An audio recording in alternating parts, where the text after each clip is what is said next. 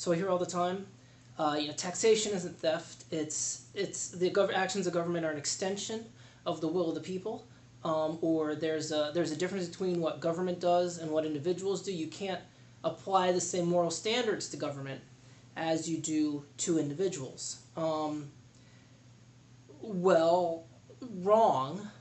But let's pretend for a minute that you're right. Let's say that the moral standards don't apply. So, what is it about government then that sets it apart from individuals that makes it so that what the government does not apply to the same moral standards? So, perhaps it's the will of the people, right? Because the majority of the people in the country agree with something, then it's okay. Well, first, you're into moral relativism, which everybody understands is a terribly slippery slope. Obviously, a law that permits rape is not valid no matter what percentage of the people support it. So obviously you need something more than just the majority of the people. So the other thing you hear is, well, it's the Constitution. It's the framework for the government that's laid out. Well, first of all, that works in countries with the Constitution, but not in countries without it. But let's say we're talking about America, which does have a Constitution, obviously. So what is the Constitution?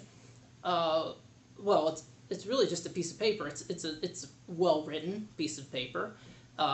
It lays out a framework for a pretty small Republican form of government, but it's still just a piece of paper. A piece of paper doesn't give authority to anything by itself. I mean, look, I wrote up. Look, this here says that I have a right to eat all of the bacon that's found in my neighbor's house. That's obviously not valid, but I have a piece of paper that says I can do it. Okay, that's ridiculous. That's nonsense.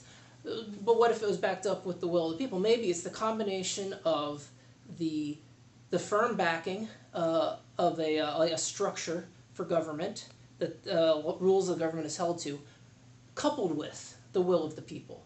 But that can't be right, because if I had 51% of America sign my neighbor's bacon constitution, and I walked over to my neighbor's house and I showed him this constitution, I said, hey, this says you have to give me all of your bacon, and it's signed by 51% of the people in America, so you have to give me your bacon.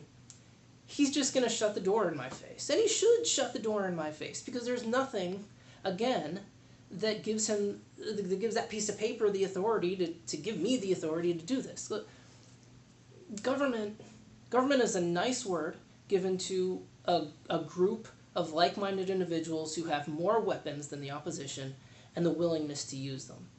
And that's all government has ever been. In fact, it's the one thing that every government that has ever existed has had in common. Government is the mafia. It's organized crime that has expanded to such a size and has existed for so long that people accept it not only as moral but as necessary.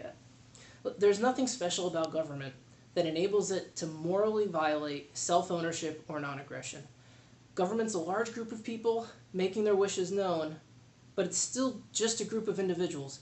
No one individual has the right to violate someone's individual sovereignty, so no large group of people has the right to do so either.